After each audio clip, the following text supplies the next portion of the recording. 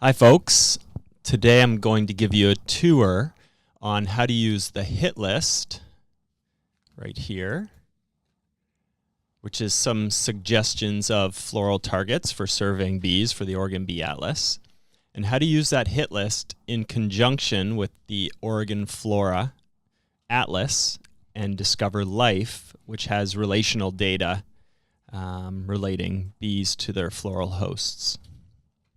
So we'll start off with the example of Cleome, number 10. And so we'll go over to the Oregon Flora Atlas, and we'll find Cleome. Let's see. Previously, Cleomaceae, there we go. So it's here they're using Paratoma because there's been all these revisions. So I'll have to update my checklist to reflect the current nomenclature. And so what we'll do is we'll just select the genus and we'll create a map. And so this is projecting all the data they have for that genus for the state of Oregon. And so now you can see where that plant is distributed, or sorry, that genus of plants is distributed within the state. And so what we find is that it only occurs, or is maybe known to occur, east of the Cascades. What area is this? Is this the Wallowas? The upper portion of the Oregon part of the Columbia River, starting at the Dalles, and then also in eastern Oregon around Ontario. And so, Control plus scroll. So let's try see if we can zoom in here. So if we zoom in, we can find the points on the map, and if we click on it, what we find is it'll tell us what species it was. So this is Paratoma platycarpa. The specimen is from an herbarium. It was collected in 1955, and this is an important thing to note, that it's in flower on May 31st. And so if we look at another one, here we have Paratoma cerulata. So this is a Rocky Mountain bee plant, which is great stuff. And if you look at the phenology, it's in flower or fruiting, and often this plant is doing both at the same time, and that's September 1st. So definitely Rocky Mountain bee plant flowers late into the season, as you can see here. And so if you look at a number of these in a particular region, you can get an idea of the flowering phenology for the species or a few species, and then if you're going to go out and try and find populations of the plant in flower, you'll have a good idea of when to go. When a plant is in flower, it's often much easier to find. So now we know where some Cleome or Paratoma occurs in the state. What we'll do is we'll go over to Discover Life. Actually, we're going to just copy the species name here. We'll go over to Discover Life, plug that in. And so they haven't updated their taxonomy, so we're going to use the old nomenclature. And so you can see that if you type it in, it eventually will pop up. And we'll go to the species page for the plant. So it's super handy. A lot of them do have nice images. And then if we scroll all the way towards the bottom, we find this table of associates. So under family, we have Andrenidae, Apidae, Callididae, Halictidae, Megachelidae, whatever this is, and whatever this is. And so it's not just insect associates or not just bee associates of these plants, but they'll also include other groups of insects and other, fungus and so on. And so just taking a quick tour through the bees associated with Cleome, we find 4 species of Calliopesis. I think all of these are in the subgenus Nomidopsis, so these are likely specialized to some degree. Some of these Perdita may also be specialized to some degree on Cleome. And then let's see if there's any others. Maybe not. But it gives you a good idea of the types of bees that visit this plant. And so if you look at Calliopesis australia, which is a bee that we have in Alberta that visits Cleome exclusively. If we click on that, it takes us to the species page for this odd bee, and you have some nice images. You can click on the map and see where some of the published data shows this bee occurs, which is more in the Great Plains, and then also more southwestern in distribution. Maybe all of these points are outside of Oregon, so it may not occur here, but there's not a lot of large populations of Cleome in the state, and they may never have been surveyed, so this is a bee that may occur in Oregon. You just have to get out there and find its floral host.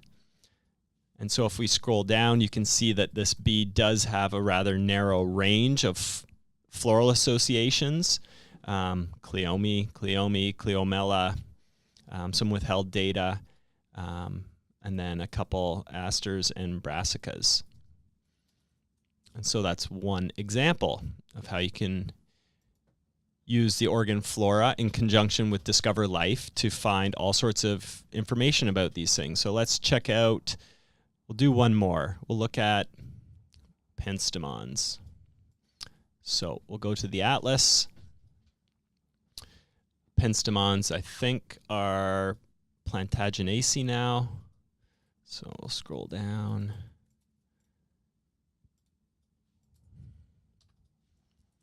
There we go. And we'll choose one species of penstemon. We're going to choose kingi. We're going to create a map. And so we see that the Oregon Flora has maybe only a single data point for this penstemon in the state, although there is a record around Burns in the Malheur as well. So if we look at the one record, we can actually take a look at the herbarium specimen. We can see that this specimen was in flower at the time it was collected. And so that would have been June 4th. So if you want to go out, try and find some populations of King's penstemon around the first week of June might be a good time to go. And so if we go to, let's see, we're going to take this species name for this cool penstemon. We're going to go to Discover Life. I'm going to plug that in.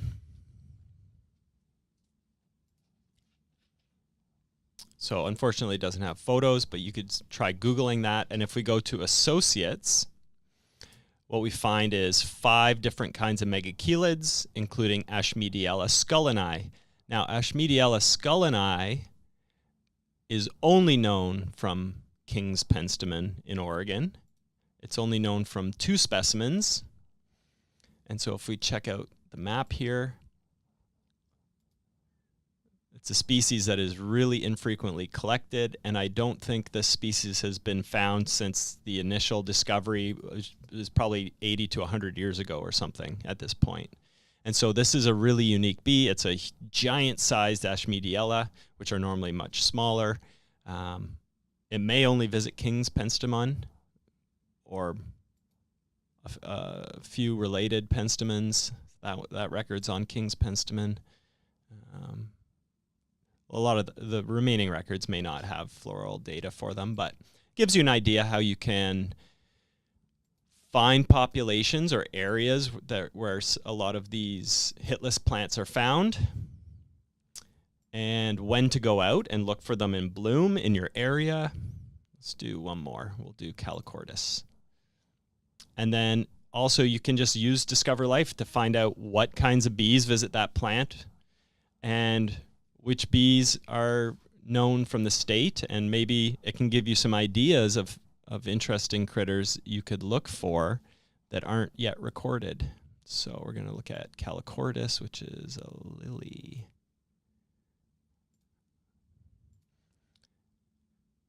And so here's the Calochortus data. It's colorized by species, and so you can see that we have many different kinds of mariposas, or many different species of mariposas in the state, and you can see how they all have different distributions. We have the red one, which is Bruni Eunice, which is southeastern. We have, let's see, this gray one, which is, I'm not sure. We can just click on it. That's the solution. Elegans. We have this coastal and valley one, which is Tolme. Also, when you view this video, you'll be able to see the hit list linked in the description. And the hit list is for our volunteers so that they have some good floral targets for their bee surveying activities. And this list is also really great for people that might be interested in growing some native